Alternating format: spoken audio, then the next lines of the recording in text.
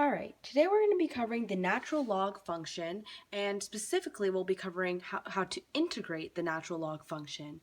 Alright, so there are two basic log rules for integration. I'm going to show you right here.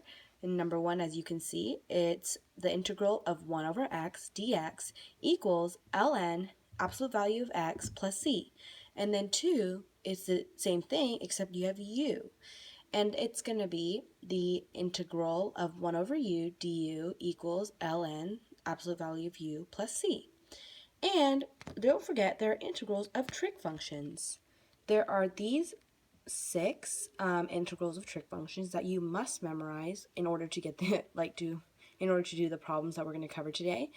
And I'm going to do two problems we will use these log rules, and we'll be using the integrals of trig functions.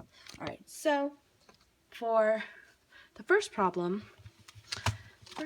is going to be, let me get my paper out. It's going to be let me just write this down. The integral of x squared plus 4x all over x squared plus 6x, x cubed plus 6x squared plus 5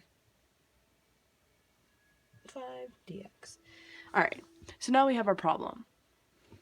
Firstly, we're going to do u sub for this problem. So u is going to be our bottom. It's always your bottom. So most of the time, I don't want to say always, but majority of the time it is your bottom if you're going to do u sub.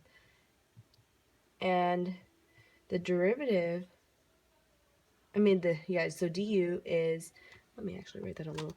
I'm going to try to save room because I know it's going to take up a lot of space. It's going to be 3x squared plus 12x. And we're going to get du to look like, oh, don't forget your dx, obviously your dx.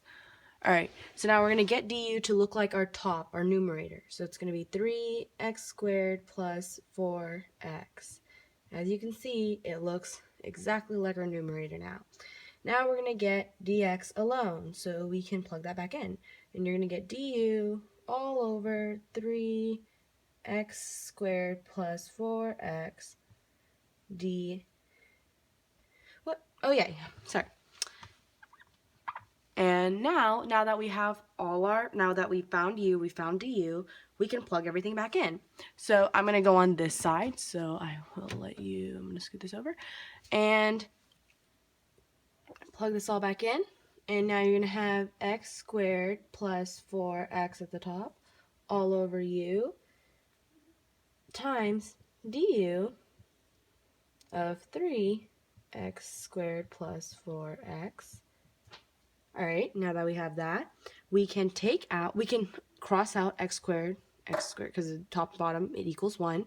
Now we can take out the 1/3, because it's just getting in our way right now, and you're going to be left with du over u.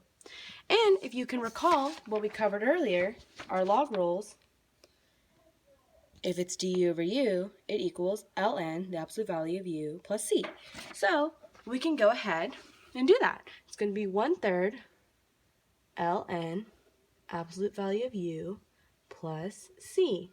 But we're not done yet. We have to plug in u again to get your answer. So you're going to be 1/3 ln x cubed plus 6x squared plus 5 inner absolute value, don't ever forget the absolute value sign, plus c. So your answer is this. It's exactly the same as u sub, except at the very end you need to make sure you're applying your log rules. Alright, now we're going to do one more example, and this time we are going to cover, we're going to use the trig function rules. So let's do 0 to pi over 4 of 1 plus tan squared x dx. Alright, so for this problem, you need to know your trig identities, and as we know, 1 plus tan squared x equals secant squared x. So now we can rewrite this as being 0 pi over 4. Remember, this is a trig identity. You have to know this. You're going to get secant squared x dx. Well, now that we have a squared and a square root sign, we can kind of eliminate those because they exit each other out basically, and you're left with secant x dx. Now, with secant x dx, we can plug in our, we can use our, like, we have it in, like, empty enough that we can use our trig function.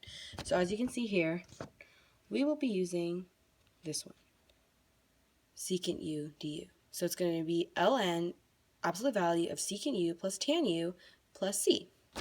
So it's going to be equal to ln secant, sorry, I have to kind of remember them too, secant x plus tan x, all in absolute value.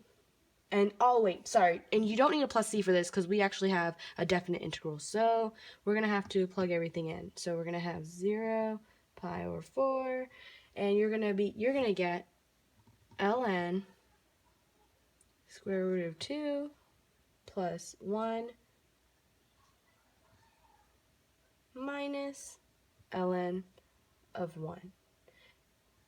And as we know, ln of 1 equals 0, so your answer is going to be approximately, you can leave it as ln square root of 2 plus 1, so because you know ln of 1 is 0, or you can just get the exact, which is 0.881, and that will be your answer. All right, that is all for our lesson.